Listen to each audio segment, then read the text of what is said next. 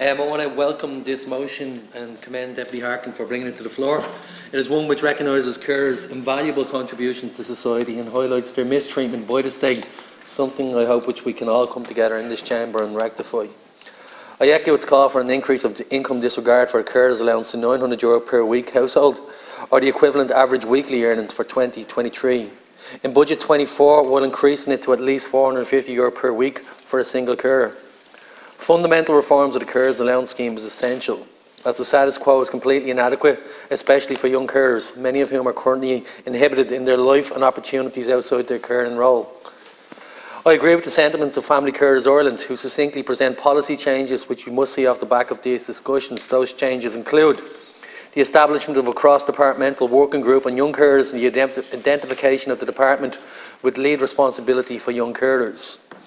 An increase in awareness and the visibility of young carers and young adult carers who unfortunately are often excluded from narratives they have every right to be part of. We must support young carers to make the transition to further education, higher education and apprenticeships to afford them the same opportunities which may befall others more easily. We must look beyond the early years and ensure a smooth transition for those who then seek other forms of employment. It is essential young carers have access to appropriate mental health resources, as the job can be incredibly taxing, as we hear from so many testimonies. Those lifting these incredibly heavy loads must be accurately enumerated, a demand which lies at the very heart of this motion. Access to regular breaks and respite is also critical to the health and well-being of those working in this area. The inclusion of young carers in the refreshed National Carer Strategy is paramount, and I hope to see this materialise in the coming months. This government has promised to sort out legislation on carers' pension scheme, a promise which is too little, it's too late. Nobody should have to suffer this injustice any longer, yet carers still peering over this cliff edge without any reassurances. It's hard to think of a greater injustice than someone spending decades caring for severely ill or profoundly disabled family members, only to face into a retirement of financial insecurity. Yet this is the reality faced by many long-term caregivers who, thanks to anomalies in our system, have no immediate entitlement to a pension from the state when they retire. No group is more deserving of the admiration and support of our society than people who spend years, sometimes decades, in their caring roles. Aside from the social value provided, they save the economy billions of euro annually, 20 billion by some estimates. But while our carers are making an incalculable social and economic contribution to society, the government has totally failed to recognise their selfless efforts.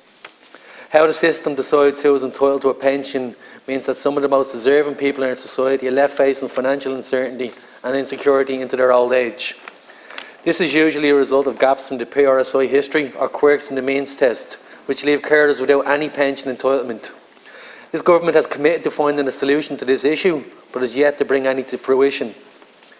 As an example, unless you have paid at least 520 PRSI contributions over your working life, you have no automatic entitlement to a state pension. That amounts to 10 years in employment, something that most people would not consider an impediment. But this is something that is near impossible to achieve for someone who leaves the workforce for good in their 20s to look after someone with a disability in their family, for example. No right-thinking person believes such people should be excluded from the system because they didn't get to work for 10 years before caring duties took over their lives, the most invaluable form of work. Carers are usually entitled to have PRSI contributions credited to them in recognition of their care work for a period where they're not in employment and therefore not paying PRSI. But these credited contributions max out at 20 years. This limit seems bizarre. Some people spend twice that long caring, and this should be acknowledged. I would go further and say that treating paid and accredited contributions differently tells carers that society doesn't value their work as much as it values paid employment. Public policy needs to reflect more modern thinking about what counts as valuable work. The worst thing is that these credited contributions are of no use to carers who don't have their minimum of 10 years in the workforce done. The 20-year limit on credited PRSI contributions for caring work should be removed, as should this 10-year minimum, and credited contributions for carers should be the same as actual paid contributions. The best way for this government to make a statement of its commitment to caring for carers is by designing a dedicated long-term carers pension scheme.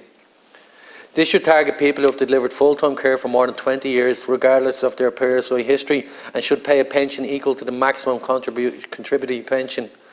In addition, this should not be means tested. Family carers Ireland hear from many carers every year, mostly women who have no individual entitlement to a pension from the state. If they're lucky, they'll qualify for something through a spouse, but if they're married to a civil servant who was hired under the old pension regime, or to a farmer who has land, they are usually left with nothing. It is scandalous that many carers are left with no financial independence after spending their whole lives doing the difficult work that is caregiving. I know of no economic or social argument that could deny people in this situation financial security into their old age. Whatever the cost of paying long-term carers a pension, it could never equal the contribution they have made to society. We owe them that much. Thank you.